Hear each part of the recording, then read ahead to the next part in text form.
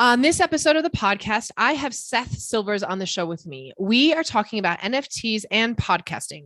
Seth is on the forefront of this industry, and we talk about how you can create community and monetize your podcast using NFTs. Whether you have a podcast or not, this is a great show for you creators out there to start to open up to understanding how you can use NFTs as another stream of income and to help you stay connected with your community. This is a fascinating conversation and will surely open you up to new ways of thinking about your podcast and content.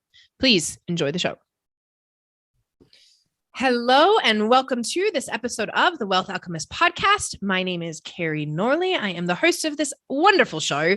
And today I have Seth Silvers with me on the show. He is the founder and CEO of Story On Media and Marketing, a podcast agency based in Fort Collins, Colorado. Colorado. Seth realized the power of storytelling at a young age and grew passionate about seeing business market through storytelling. I love that. Seth is also working on several projects helping podcasters incorporate NFTs and Web3 into their podcasting community in a way that engages their community and makes them more money. Seth and I met at PodFest, must be about a month ago. And I have to say, for those of you who are listening to the show, you all know, I obviously love podcasts and I obviously love Web3. So when I saw Seth was doing a talk on NFT podcasts, it was the first, probably one of my favorite talks of the entire few days that we were there. And I'm super excited to have him here because this is a really revolutionary concept and idea of how we bring these two hugely amazing, what's the word I'm looking for? Experiences. That works. Together in a really beautiful way. And so I'm really excited to have you here today, Seth. Thank you for being here. Thank you. I'm excited to be here. It's always fun to talk with somebody else in Colorado. And right? Yeah, I'm enjoying having these conversations about NFTs and podcasting. And I think it's an important thing to be talking about. Totally. Okay. So to start with, I just want to let you guys know, Seth, so we've started talking about it, but one of his things is he actually has a podcasting producing company. And so I want to start with that because he's very heavily into the podcasting world. And so what I'm curious to know though, beyond that, I mean, you can talk about how long you've been doing that or whatever, but beyond that, where did you start to get into the Web3 space? How did that all start to come into your life? Yeah. So it's kind of funny because I was thinking about this the other day. And if I go back to the concepts, when did these concepts start intriguing me? I remember, and I'm not an OG, I didn't buy $17 Bitcoins and all that stuff, investing wise and money wise, it's mostly been in the last 18 to 24 months. But I remember when I was in middle school, which was probably probably 2005, 2006, there was this game called Coke Studios, and Coca-Cola made this online game. And you would go in this game and you would have these little avatars and you would create music beats. And you had a room, your house. And so you would create music beats and then you would go to other people's houses and it would be these little virtual parties. And you would get your chance to play your music beat. And then people would thumbs up or thumbs down and you would get Coke money based off of that. And then you could use that money to buy stuff and then make your house legit. So you could go to these houses where people had millions of theoretical dollars and they could make their whole situation awesome. And it was the place to be. And there were some houses where it was these are if you get on stage here, it's a big deal and you're going to make a bunch of money. And me and my friends loved it. And then we figured out how to scam people and all this stuff. And it was great. But that was I remember being really, really intrigued by this concept of engaging with people more digitally. This was pre-social media, engaging with people digitally. And also the idea of digital currency and providing value digitally and getting currency for that. So it's funny because I remember loving that concept, and apparently not enough people did because they canceled the game or whatever. So I remember that at a really young age being this is really, really interesting. Probably in 2017 when Bitcoin kind of started to jump up before that crash, before the 18 crash. We put a couple $100 into cryptocurrency just to money we could lose just to see what it did, and then just left it. And I continued to learn about it and educate myself. And so for the last 5-6 years, I've been paying attention to it and been educating myself about it, and always known, I've always believed in the long game, but I've just had different financial priorities. So I haven't been putting a ton of money into it. And so then about a year ago, we started Like my wife and I were like, okay, we want to start just like dollar cost averaging, like just putting money into like some of the assets that we believe in every single week. Like that's a big investment strategy that I believe in, is dollar cost averaging and putting a little bit in consistently. Right. So people, for anyone who's listening, dollar cost averaging is basically, you're going to say that you might take $20 every week and you're going to put it into your favorite, like ETH or Bitcoin or whatever your coin of choice is. But it doesn't matter then if you're dollar cost averaging in, it doesn't matter if, Bitcoin's at 30,000 or 10,000, you're still going to put the money in because you have the vision and the understanding that this is a long-term game and that over time, whether it's at 10,000 or 30,000, you're still making money.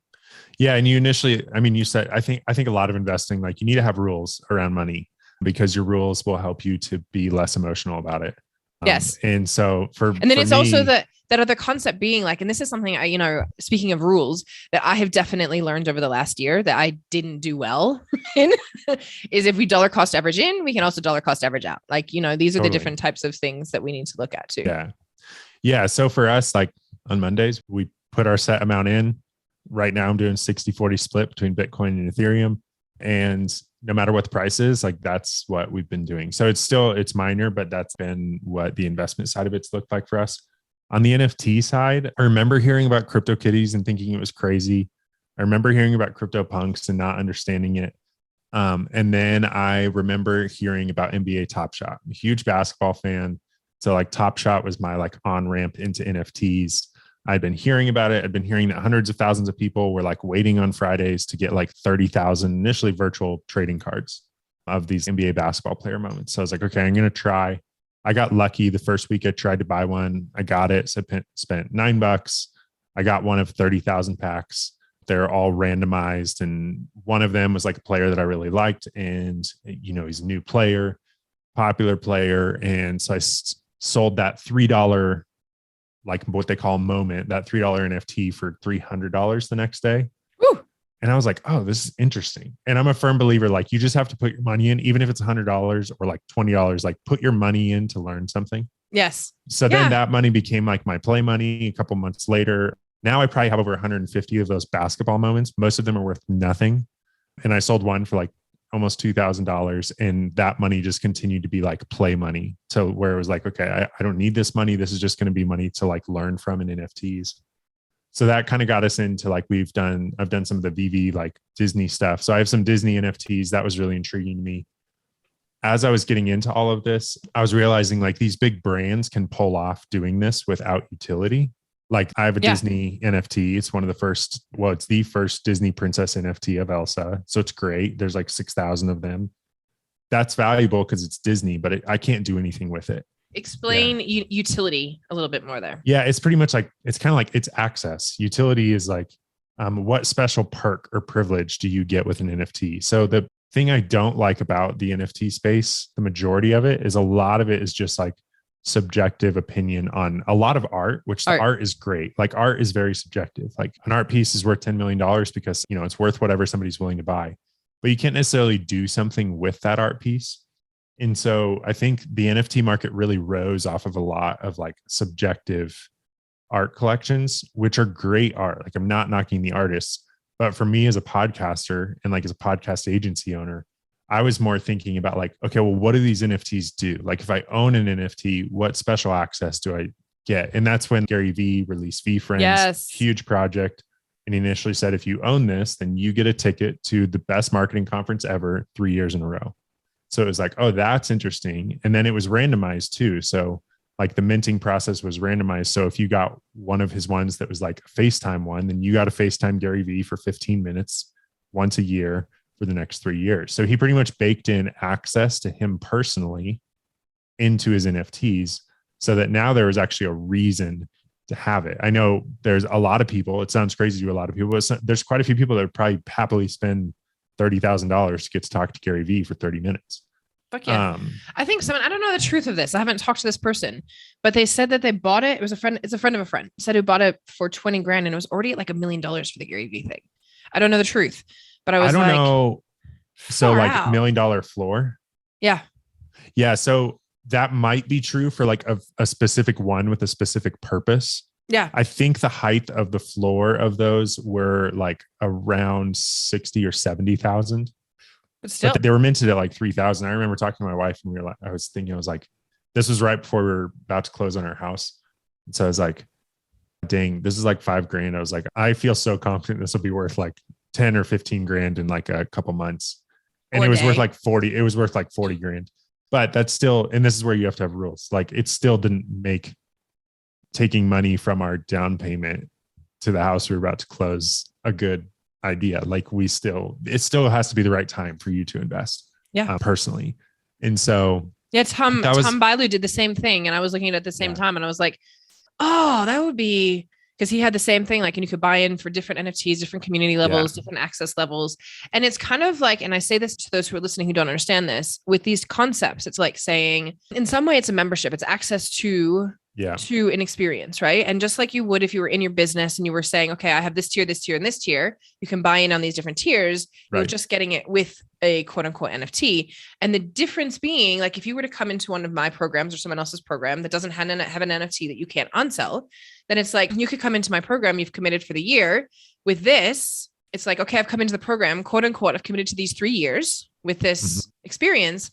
But if I don't want to do it, I can now unsell it to somebody else and probably make money versus, especially Gary Vee. And again, this is what Seth is saying here. Like, brand matters in this, right? Because obviously he has a brand already. This isn't necessarily going to be, and this is actually one of the reasons I never did it with my mastermind, on my DeFi / crypto NFT Web3 mastermind, was because for me, and this is a consideration, and I'm saying this because I know this is part of our conversation today, it's a consideration as to, for me, it was a hurdle, right? The people who are coming into my mastermind are learning about this stuff. So if I made you guys go buy an NFT, you'd be like, what? And there's a huge hurdle for you to have to get into the program. And are you going to sell it and make 20, 30, 50, 80K because you sell a spot into my, program? I'm sure I'd love to believe that's the case, but it's probably not. Right. And again, these are these places where we get to look at, where is our energy, our time, our experience relevant to this experience, right? And so Tom Bailu, I know he had some problems when he actually launched this. It didn't go quite to his plan. I haven't heard like the breakdown of what actually happened, but they've had to reformulate stuff because it's all new. It's all a new thing and you don't know. And so it is an investment when you start to do into these things, that whether it's an NFT with this community and a utility, or whether it's an art piece, we're taking that risk and saying, I'm going to try something. I'm going to believe in something that is new. And I may not make any of this money back. And that's okay. Yeah. And you're totally right that like the brand really matters. And I think it actually puts creators, it makes us accountable. Like, to do a successful NFT project, it's not like a launch and then you're done. Like it's something where you have to give value over time to then increase the value of your brand, to then increase the value of your community. And so I was seeing some of these projects, and really like last fall was when I started really thinking about, what is the use case for podcasters? I even started thinking about, is it possible for me to release a season of a podcast and have it be exclusively available as an NFT, to where you're initially creating scarcity. Like, there's only 1,000 people that can listen to this season of the podcast, and you can listen to it. And then if you want to sell access to that season, then you can, but it's like this scarcity thing. And that's really where the NFT market shines, is where there's scarcity. It's not unlimited supply, and, economic supply and demand, as supply is, anytime supply is lower than there is demand, then the price is going to go up. And so I started really exploring this. We started putting together like some ideas of just like, what would it look like to do a podcast that's incorporating NFTs. Our first idea was we were going to sell 1,000 tokens before the podcast launched. And then on a monthly basis, we were going to distribute 50% of the revenue from the show to those 1,000 token holders. Then we started getting into securities laws and all of this stuff and all this complicated craziness. Talked with some lawyers and just realized like, we're not quite there yet in the industry. But the concepts of being able to buy into a show or buy into a creator was really, really interesting. And so then that led us to some different use cases that now we're incorporating in a podcast that we can get into if you want. But for the last year, we've really been looking and spending a lot of time and resources thinking about like, how does this technology, why does it matter for podcasters? And kind of at the end of that, well, not at the end, but where we are now on that journey is, I really do think that NFTs, I think it's one of the best ways to engage community and build community. And initially, money's going to follow community. So if you have an engaged community, there's going to be monetization opportunities, and there's going to be ways to make money as a creator and a facilitator of that community. And so I think community is one of the best use cases for NFTs. And now there's ways, which we can talk about, that make it really simple for creators too. And for the users, because I was same thing. Like, I don't want to have to educate my audience about like different blockchains and gas fees and like digital wallets and all of this stuff. Like, we wanted a partner where if we were releasing an NFT project with a podcast, people could, if it was a free NFT, they need their email. If it was a paid NFT, they could put in a credit card, and they like all that stuff happened on the back end. And so it took us a while to find the right partner for that, but we did, and they're great. And so now it's catching up to where people don't have to understand everything that's going on in order to like buy these NFTs or access cards and get access to special perks of the community. I love that. Amazing, amazing, amazing. So I want to hear more about that. But first, I love that you actually started this with the why. And I'm going to extend this out because I know some of my listeners, many of you are creators, but you're not in podcasting. And Seth specifically speaks to podcasting in this. And it's an open invitation to start the podcast too, if you've been sitting here thinking about it. And this is also a concept that you can take out as a creator, right? Like NFTs can be used as creators, whether it's a podcast or, you know, in your own other content creation. Pretty much everything we're talking about today would apply to any type of creator, because it's about community. Yeah. And it's interesting because this is what we were talking about, even with the Gary Vee and the Tom Bailu and this Coke community and, you know, all these things. Like, NFTs work because of communities, period. End of story. It is the only way that they will work.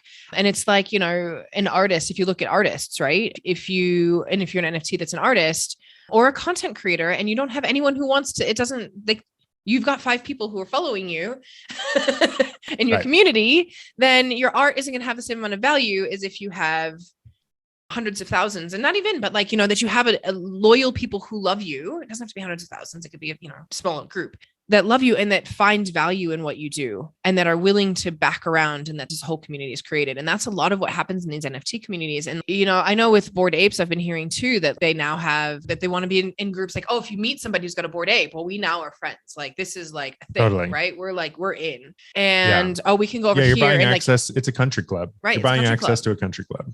And people with the money that did that or created that or whatever. So why is it so important that we start to look at, as content creators and podcasters, NFTs to bring into our work and our business? Yeah, I think one of the reasons, I'm not giving these in like any specific order, but I think one of the reasons it is the money side of things. Like, it is really good. There's really good opportunities right now for monetization. And I think especially with a lot of small creators, where it doesn't necessarily make sense to go after like traditional sponsorships and different things. But if you can give value to your audience in like bite-sized ways, then it gives a really good way for them to be able to engage with that and for you to be making some money.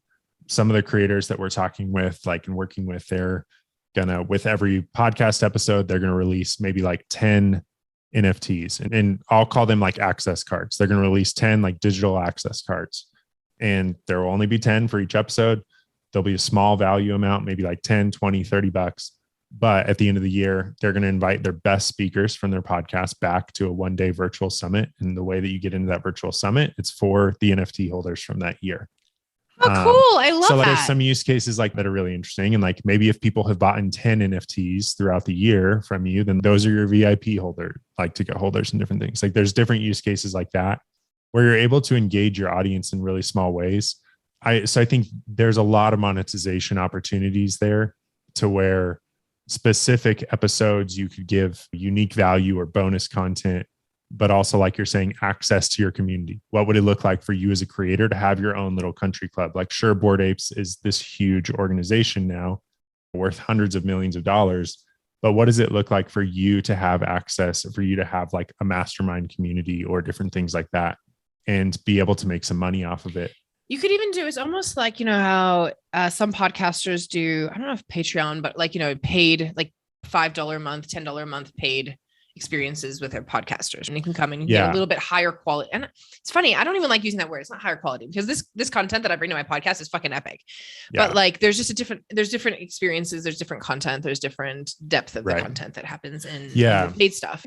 And it's interesting that I'm hearing from you, because ultimately, like, if you think about it, and this is something that's really like, you know, when we think about ROIs and things, if you were to do 10 of those NFTs at $10 a pop, it's about, well, I mean, it's a little under, but somewhere around, at least it's paying for the podcast production. Yeah. You're paying Yeah, for something exactly. around your podcast production ish.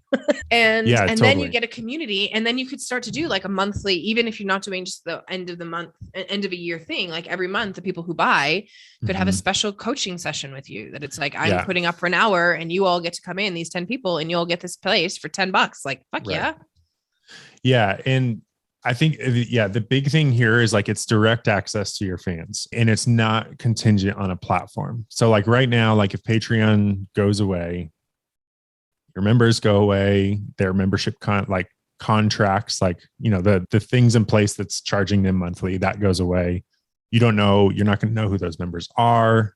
Like in similar with like your Facebook fans and different things with NFTs, because of the transparency, and because of the technology behind it, which is like on the blockchain, anytime you mint an NFT and anytime somebody purchases an NFT, you're going to be able to identify what wallet addresses have engaged with you. So initially, regardless of the platforms that are around for the next 10, 20 years, you will always be able to know who has engaged with you and who has bought your NFT. So you'll always have that direct access and ability for people to engage with you. Sure, there's always going to need to be a layer of like tools and platforms to like be able to translate the blockchain. Because I don't know about your listeners, but like I'm not like going into a blockchain and like researching wallet addresses, but it's there. Like that transparent ledger is there. You don't need to understand contracts and all these things.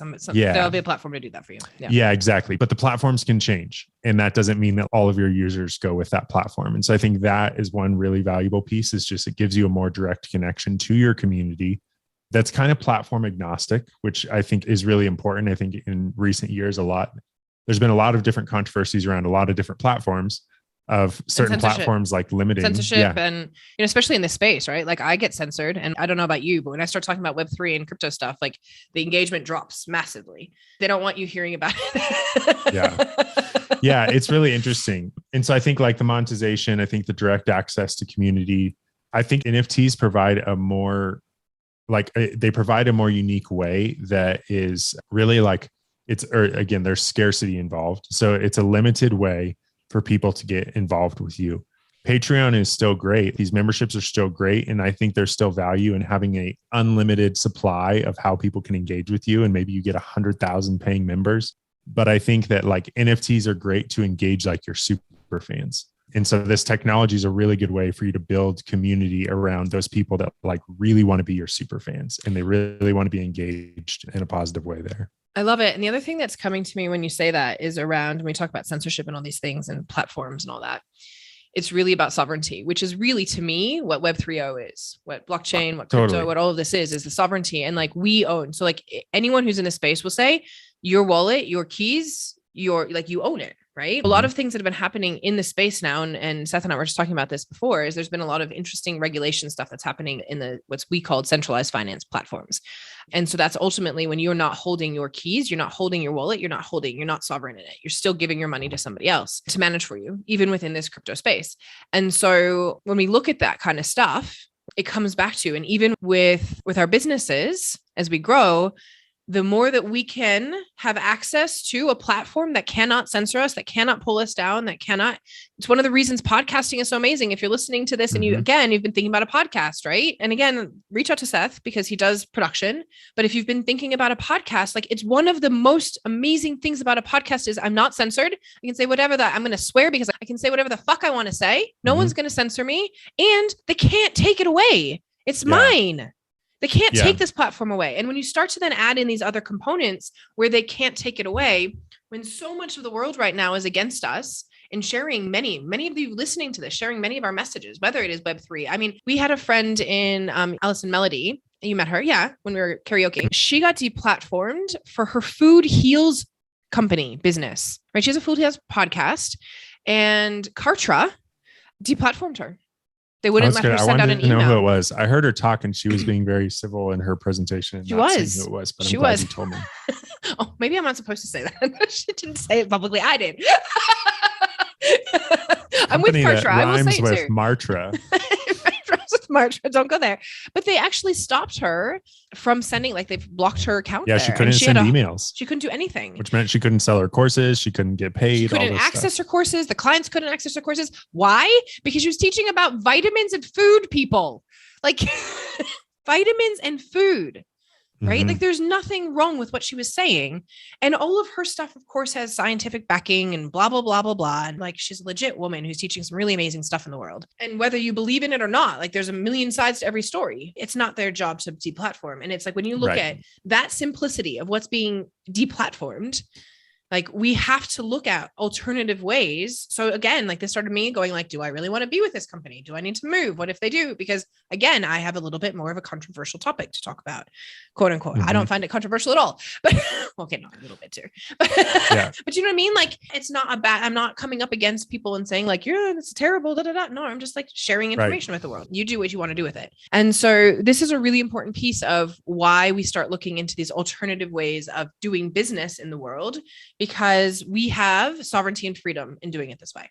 So I just want to add that in too. I think it's a really important piece. And I think that's a big aspect, like the sovereignty and the ownership of it, having access to your own community directly.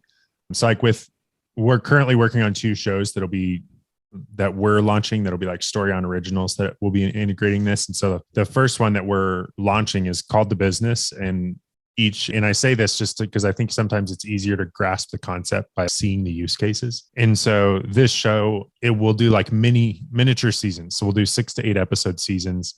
Each season will focus on a different industry and business and how to be successful in that industry. I like learning from people, even if they're totally different industries. So this kind of gives us like each season we'll do a deep dive into, maybe it's about starting an Amazon company or being a YouTube creator or being in finance or something like that. Each season will focus on different industry and niche. So for us, before we launch the show, like this is actually live right now, we have what's called our community access card.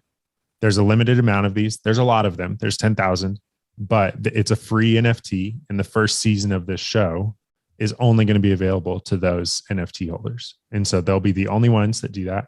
And what we're doing is we're actually building a podcast franchise. So we're not just launching this one show. We're actually like, we have a couple year roadmap of this franchise. And so we're going to use the people that engage with our NFTs. They're going to get to help actually create this franchise. And so we're launching this, we're launching the free one. In a couple months, we're going to launch our gold card, which is our like premium paid card. And that's going to actually fund the show for the first 18 months. So we're kind of crowdfunding the show. And there will be a more limited amount of those people. There will be about 1,000 of those. We're going to take 50% of all of the profit from like the lifetime of the show. And every quarter, those NFT holders, the gold card holders, they're actually going to get a pick what nonprofits and what businesses are we going to grant out that money to. I love it. Who are we going to give it away to? So the NFT holders are a part of making the show successful, but they're also a part of seeing the profits of the show be impactful. And so that's the second piece that we're going to do. And the third piece is with each season. So let's say we did, for the sake of your audience, let's say we did a season focusing on the business of decentralized finance. We might have Carrie on the show, and we might have Carrie record a like bonus session that's giving additional value and training to get into DeFi. And we might have almost like a little online course and a segment of bonuses. And when that season comes out, we might have 100 or 200 NFTs that are less expensive, maybe $20, maybe $30. And if you really like that season, you go and buy the NFT and you get exclusive access to all of the bonuses and even access to the guests behind that season.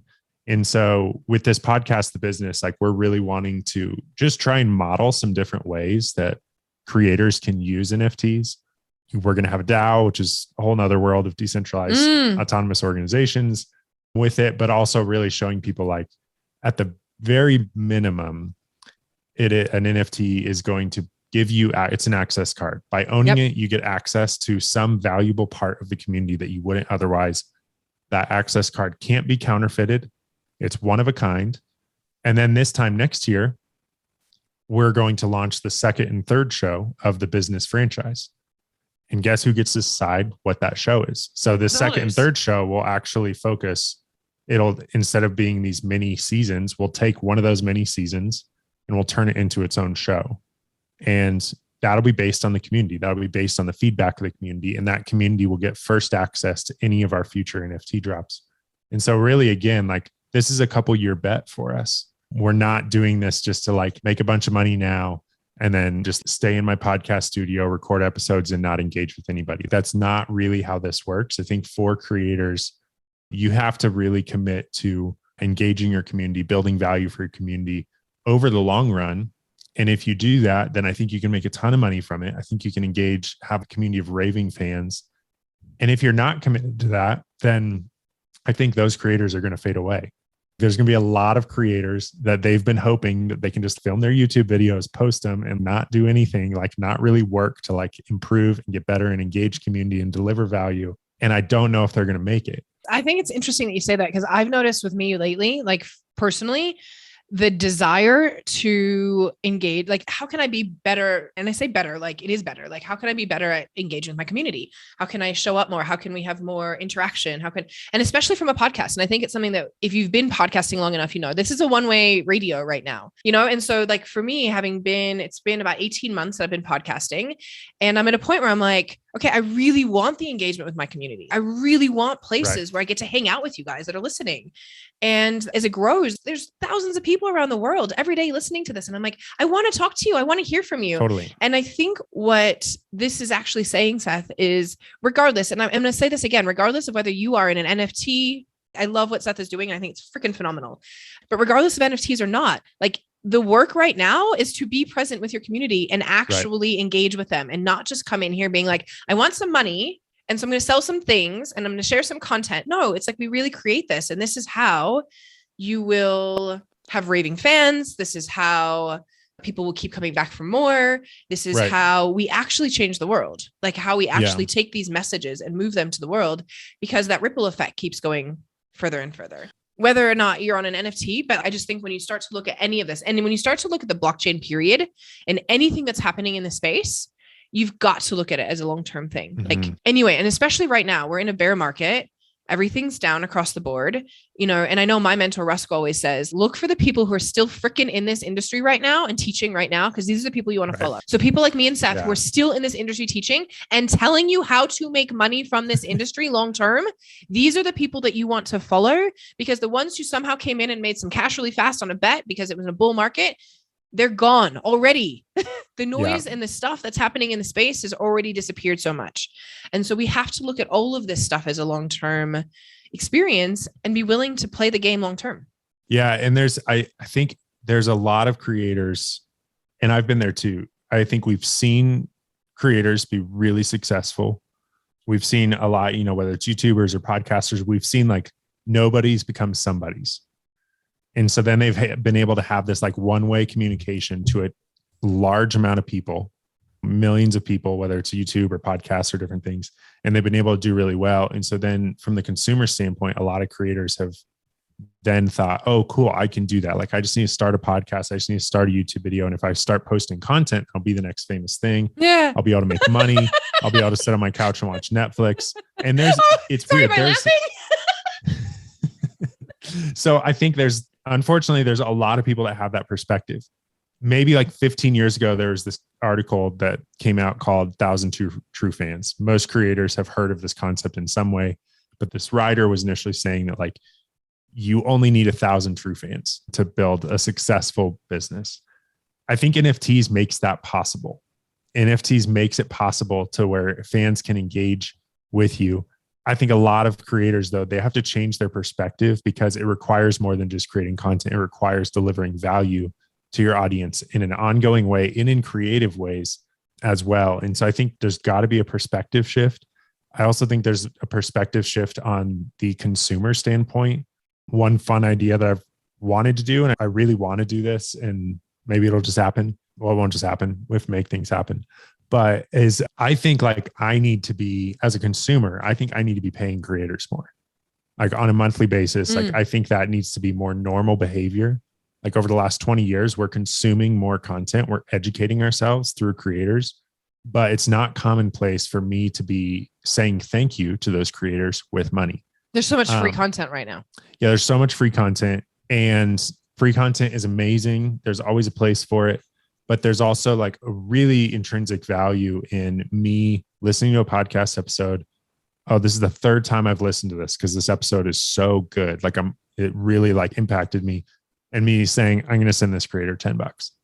I think that behavior needs to change. So I really wanted to like get a couple hundred podcasters together and say, all right, let's all commit to giving $100 a month to other creators and starting to educate our audience on the same. I love and that. if we did it, if we started with 200 people doing that, then, we're automatically adding like, Thousands I don't know what hundreds of thousands of dollars a month into the creator economy, which is a drop in the bucket, but we're modeling and then educating our audience on this. So I think there's a perspective from creators that has to change on the value side, but I think also on the consumers. I think over the next few years, the perspective has to change to where we need to be more willing to say, I'm going to buy this $10 NFT from Carrie related to this episode simply because I liked it.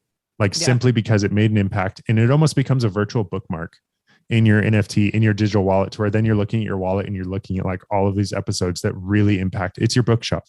One of my friends has a Change My Life bookshelf. Oh, I love it. So it kind of becomes like a virtual bookmark. And so I think there's some perspectives that have to change, but it gives that direct access to your community in a really valuable way. So we might have to get some people together to start our monthly membership club. Yeah. Okay. So I think we've covered the why. I think you started into the how. I think we've covered. Is there anything else you want to say about why? I don't think so. I think you've covered a lot of why. Great. And you started talking about one of your shows, which I love. Yep. And I would love to, I have two questions for you, and I want to frame them here so that you hear them to understand where we're headed. Some of the great ideas that you've got that are going, and I know you've got other podcasts coming, and I know you've got other people who are working with NFT podcasts, but also I would love to hear some of the things that are the no-nos, right? Like, and I know we were in a presentation at PodFest that you were like, ugh, at the end of it. That's not an NFT podcast. Yeah. And so I'd love to hear so that we can start to understand, like, and differentiate where we're headed and what isn't what we want to be doing. Yeah. So first off, your podcast is not an NFT. And so we need to get rid of the language, even like an NFT podcast. Your podcast is a podcast, and NFTs are a way to engage your community, and it's an engagement tool. So your podcast is a podcast. I think that's one thing, just like perspective wise, like if somebody says our podcast is an NFT, no, it's not. Podcast is a different thing. So I think that's one aspect of it. I think another thing is that is like a no-no in the space is, well, in the space that nobody's really done anything. Like the market is very wide as far as like creators really integrating with NFTs. Another thing is just posting your artwork or posting episodes on the blockchain and then expecting that people are going to buy them. I talked to a lot of people at this last podcasting conference where they've actually launched NFT projects. They saw this like massive boom in the NFT community. They put all this work in, they launched their NFT projects, and then they just sat back and waited for the money to roll in. And guess what? None of it rolled in. And it's because nobody knows who they are. There's no value, and they're not marketing it. And so that's why, again, back to like our original piece with like Disney and NBA, like they have brand. Like the Disney Elsa NFT that I have gives me no value. I think I did get like 3 months of Disney Plus for it, but I already had Disney Plus, so it didn't matter. But there's not like value in it because they have a brand. You're not Disney. You don't have the brand. So I think assuming that people are going to buy it just because you mint it is another big error. And I know we were just talking about people buying your NFTs just because they like you. That's going to take time. Like right now in 2022 and even in 2023, like we have to really get creative of what value are we giving, because we have to incentivize people to be a part of our community. That sounds like a dirty word, like incentivizing, but that's all that business is. All that business is you're incentivizing people to give you money and you're giving them value in exchange. So we have to do that as creators. So I think that's the biggest thing, is just assuming that people, that just by minting a bunch of NFTs, that just because you did it, that people are going to buy it. Like you still have to think of what's the value that people want. And that probably means talking to your community and figuring out and actually asking them, what do you want? Like you probably have to have that conversation and figure out. It's the difference between deciding what your audience wants while you're sitting in your studio or sitting in a boardroom, as opposed to actually going out and talking to your customers, talking to your audience and saying, hey, what do you want? What problems are you struggling with? What challenges are you facing? And start solving those and do that behind NFTs. So we really have to get away from just, okay, cool, I'm just going to publish a ton of NFTs and people will buy it in NFT. Like we can't give them away and just expect people to buy them. So that's the biggest thing I think that bothers me, is that thinking. That's why a certain presentation drove me nuts. I love that there was other people that were like thinking about podcasts and NFTs. But in that situation, like there wasn't really utility, and also there wasn't simplicity. So that's the other like big thing is like, we have to make this simple, and we can't release an NFT and expect our audience to know about gas fees and know about different blockchains and know about all of this stuff, which that's why like kind of switching to the how piece of it. And we'll get into this in a minute, but like we're using a partner called Uncut.fm where it's super easy to do all this. Like we have a platform. It was a non-negotiable for me that if we were going to launch a public project, it had to be a platform where people could buy an NFT with a credit card and I could communicate directly to them on that platform. And so like we have to make it easy for them to be able to do that. Yeah. So that's what Uncut FM is doing. .fm is doing. They're making it Yeah. They've like built a platform specifically for podcasters to be able to, you can mint your NFTs, people can buy them, people can sell them. The wallet is automatically created on the back end for you. You don't have to worry about gas fees because they're using Polygon. It's as simple as possible. Like people could go there right now and claim our free NFT in about 30 seconds. Super easy to do. This is very exciting. I'm going to check it out. And podcasters, you're actually able, I think this next week, so by the time this is live, this feature will be live where you can actually self-mint your own NFTs. So you can actually go in, you can mint them. There's not minting fees and all of that stuff. And then you can sell them directly to your community. And I can go in and I can actually communicate and I can share content or share value with all of the people that have, purchased my NFTs or claimed my NFTs. I also have their email addresses and contact information, which might be controversial. You can't do in podcasting otherwise, unless you bring them to your list. You can't do that in podcasting or in traditional like crypto. Like you don't get someone's email when they buy. No. OpenSea does. OpenSea gets their email, but they don't give that to you. No. And so this actually gives you the ability to get data from your audience and really know like who are your actual listeners, amazing. which is cool. Yeah. That's amazing. I love it. I'm going to go check it out. Yeah. They're the best platform right now for podcasters wanting to mint NFTs. And yeah, any of your listeners that are wanting to get in touch with them, let me know and I'll make an introduction. Perfect. Thank you. Actually, do you want to let people know, because I know we're coming to the end anyway, do you want to let people know how to reach you at that point? Yeah. Our main website is successwithstories.com. That's like for our agents. Stories? Yes. Successwithstories.com. That is our main agency website for StoryOn. I'm also you can find me pretty much on any platform by reaching out. My name is Seth Silvers and it is on all the places.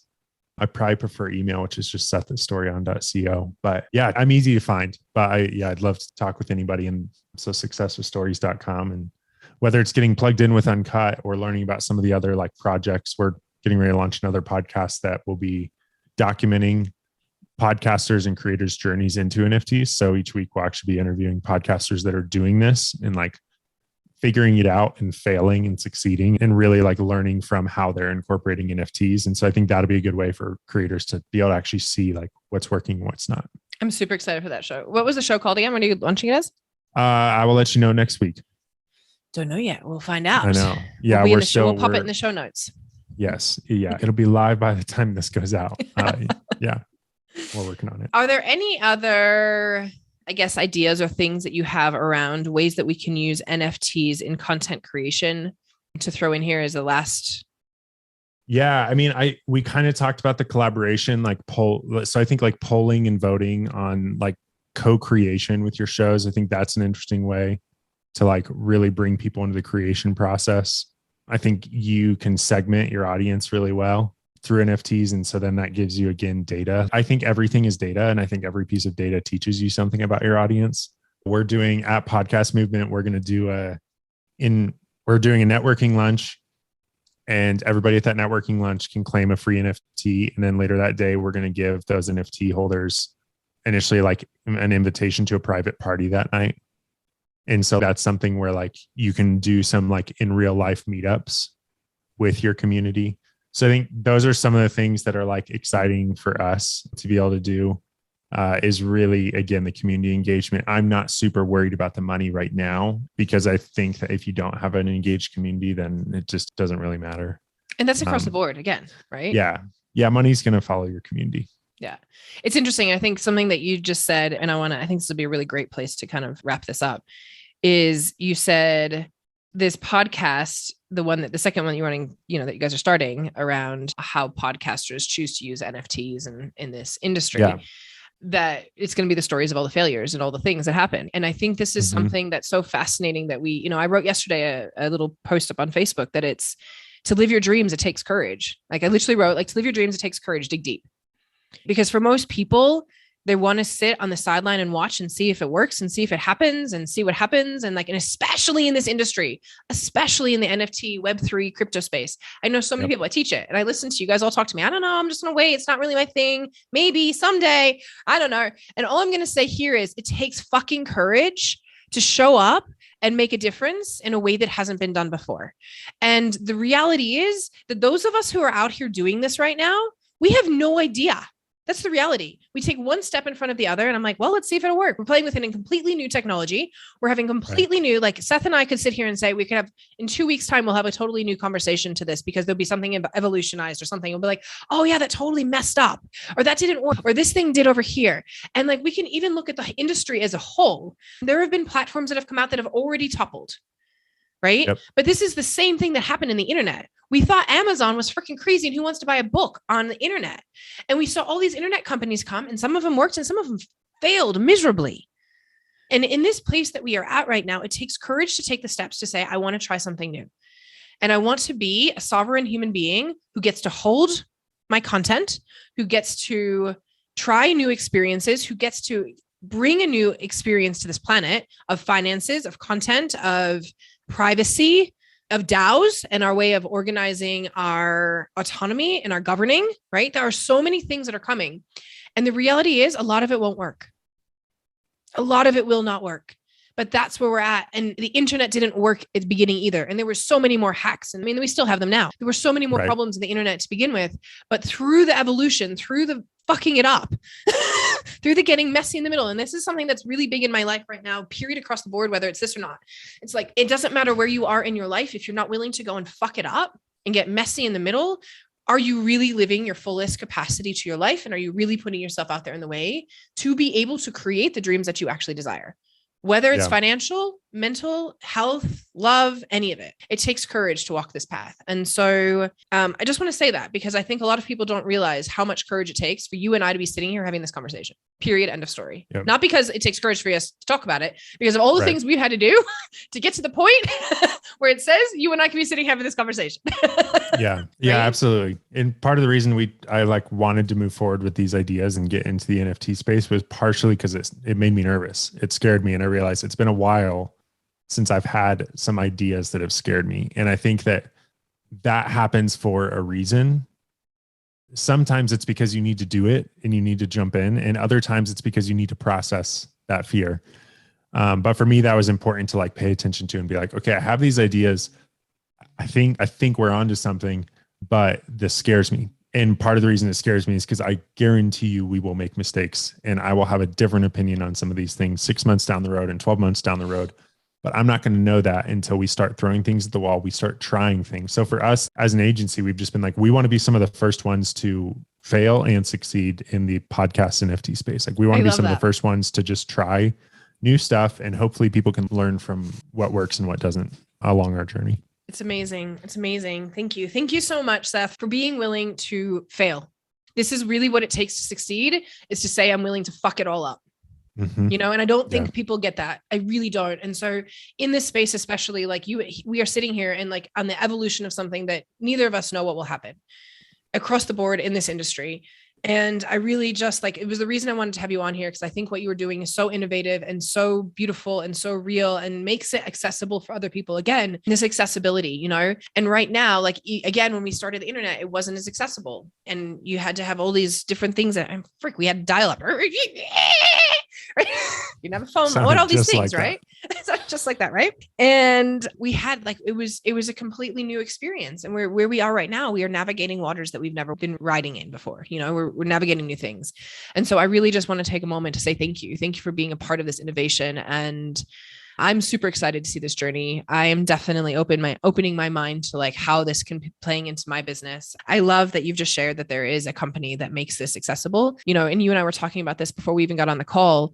Over time, right now, I was saying to Seth, teaching DeFi right now it has its challenges. And I'm saying this to all of you who are listening, it has its challenges because it's not easy.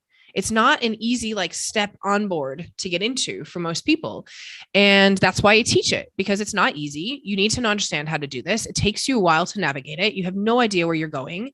And there's a lot of bad shit out there. So you've got to understand how to navigate this. But at some point, probably within the next 5 years, I would say 5-10 years, maybe 10, this will be something that is so part of your life that you're not even going to question it. Right? Like you're just going to be like, oh, my money's here. I'm going to flip it over here. This person's that, done. And you're making your money, you're doing these things, and it's going to be simple because the onboarding process will be so much easier. In the meantime, it takes a little bit of learning and educating. And I would say, I will speak for both of us when I say, please start. Even if getting an NFT podcast that has NFTs with it and all these things feels a little bit complicated now, just start learning. Right? Yep. Go follow Seth, go follow his podcasts as they start to come out and learn about this. Go and experience this, go and learn so that you can understand and you can make educated decisions and how you can become the most sovereign being in your life with your business and your finances. Is there anything else you would like to say to wrap this up? I don't think so.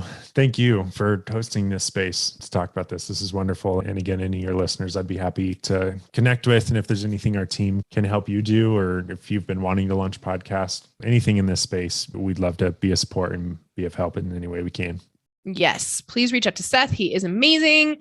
Thank you, Seth, for being here with us today. It's been awesome. I love this. I wish you all the best with everything. And until next week, everybody else, we'll see you then.